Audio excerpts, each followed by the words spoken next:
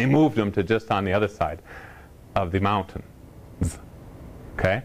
Another example of viewshed analysis, visual impact analysis using DEMs. Analytical hill shading, something like this, gives us kind of a neat look. It's kind of a three-dimensional look. Very important to communicating our results. Okay? Because people know, hey, there's mountains in Idaho, and if we make things look absolutely flat, it just doesn't look quite right. Right? So we can use analytical hill shades underneath other layers with semi-transparencies applied over the top and make a very aesthetically pleasing map out of the deal. Now, an analytical hill shade, by the way, is not the same as a solar exposure index model. You cannot click on one of these pixels and find out how much solar radiation is striking that surface. Okay? So don't confuse the two. The one I was referring to earlier, the SEI model, that's the solar exposure index, and it gives you an idea of, about how much the sun is going to be desiccating that Earth's surface and the vegetation that's growing on it. And it, of course, relates very much back to fire susceptibility. Flow models are another example of a first derivative model. First derivative because simply it's using the raw elevation data to compute the flow. And the way the flow model works is a very basic flow model, is that it follows one rule, and that is that the flow of the liquid will follow the steepest path of descent.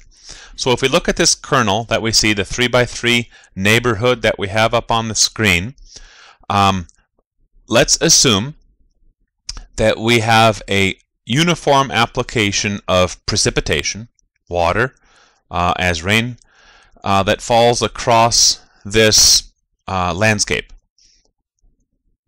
There is 1 unit of water, could be 1 inch, 1 centimeter, whatever, currently in each of the cells or each of the pixels. So again, using a roving window technique beginning in the upper left corner, the volume of water in the pixel with an elevation of 1,000 meters, we can ask, where does this water flow, or where will this water flow to? Following the rule of steepest path of descent. I think you can see that the water would then flow to the adjoining pixel, and that's another assumption, of course, is that the water can only flow to an adjoining pixel. It can't somehow hop over pixels. So it would flow to the adjoining pixel on the diagonal, the one that has the elevation of 975, the center pixel. Moving along in a row-wise fashion, the pixel, or the water in the pixel that has a value of 985, would also flow in a diagonal fashion to the pixel with a value of 967. 978 would also flow to 967, and then of course we go down to the next row and keep continuing this process until ultimately all the water will flow to the pixel in the lower left corner, in this case, the pixel that currently has a value of 950 meters. It would then end up with 9 units of water. Now think for a minute, what problems exist with this model?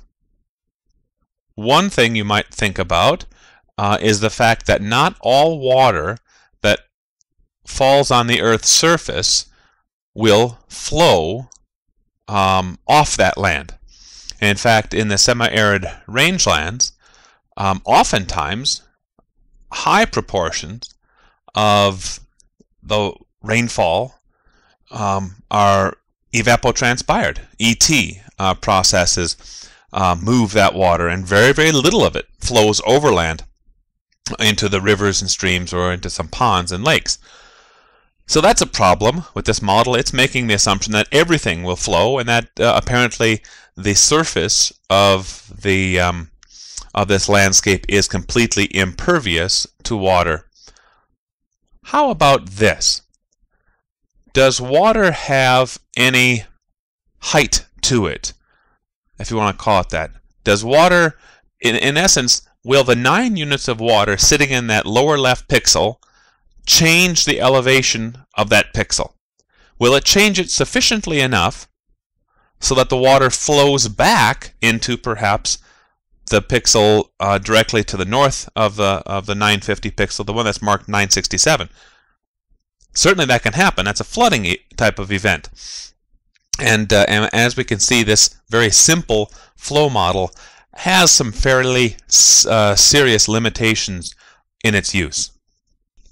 So back to the task at hand. We want to address various post-fire questions and concerns. Let's look at another problem, a related problem. Which watersheds are most prone to future landslides following, or mudslides, following a fire event? What kind of spatial analysis problem is this? I think that you'll see fairly readily that this sort of problem or question is a multi-criteria evaluation, an MCE, similar to the one that we have up on our screen right now. What kind of model will we build to satisfy or address that question? Well, I think before we can answer that, it's a good idea to know what type of models are available to us in the world of GIS. We can build a susceptibility model that might answer those sorts of questions. It's also known as a vulnerability model. We could also build a hazard model or a risk model. Now, these three terms, when we're talking about answering these sorts of questions, these three terms are not synonyms. They're not interchangeable. A susceptibility model includes the intrinsic properties of the landscape only. So that would be the slope. If we're talking about flow and mudslides, that would be the slope of the land, maybe the vegetation cover, the depth to bedrock, those sorts of things. That's a susceptibility or vulnerability model. The intrinsic properties of the landscape are looked at only.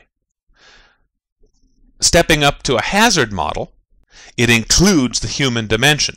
So to address a hazard model, as we're discussing right now, as it relates to a mudslide, we would then have to use not just the intrinsic properties of the landscape, but we also need to include the human dimension, which means where are the people?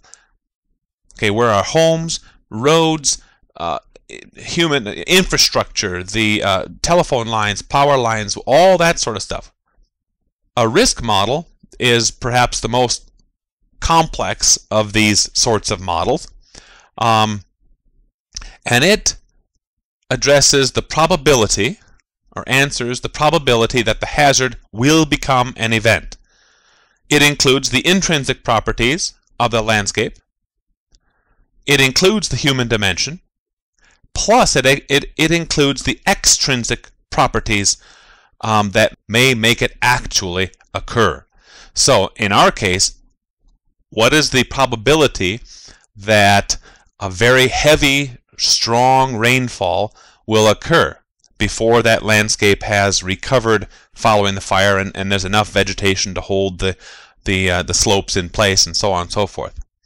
Years ago, when we produced some wildfire models, we produce wildfire susceptibility models here in the GIS Center, but originally we talked with some folks at the BLM and some fire officials and fire managers, and there was some interest in actually building a risk model.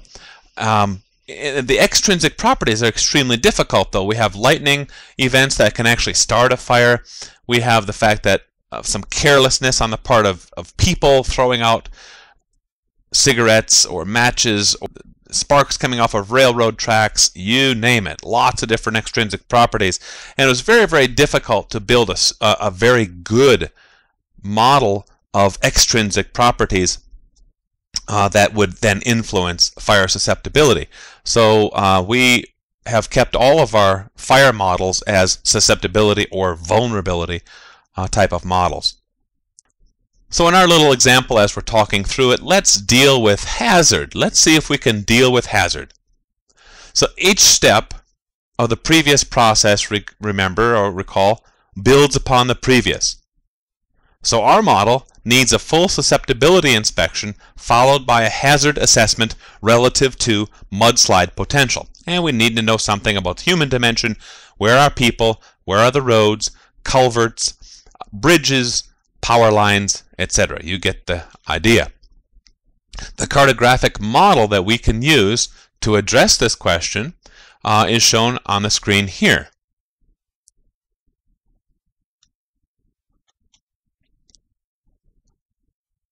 Now we can use ArcGIS to solve this problem, to address this problem, and build a susceptibility model, and ultimately build a hazard model. We can do that using many of the techniques and tools we already talked about directly out of ArcToolbox. We can also automate these processes using batch processing as well as using the model builder. Let's look into ArcToolbox. ArcToolbox can be used to accomplish many of the same tasks that we've already looked at, and of course ArcToolbox can be used from within ArcMap or ArcCatalog. The slope tool. The slope tool is found under the spatial spatial analyst tools, and then we need to expand the surface toolbox, and there we will find slope. So one part of our cartographic model said begin with an elevation model, calculate slope. That's a process. It's shown in a diamond type of shape. Data is shown in a rectangular or square shape, and that will produce an output called slope. Another part of our cartographic model asks us to requires us to convert a feature class, a vector feature class, into rasters for further processing. To do that, to make that conversion, we use again ArcToolbox, the conversion tools toolbox, expand it to define the to raster toolbox,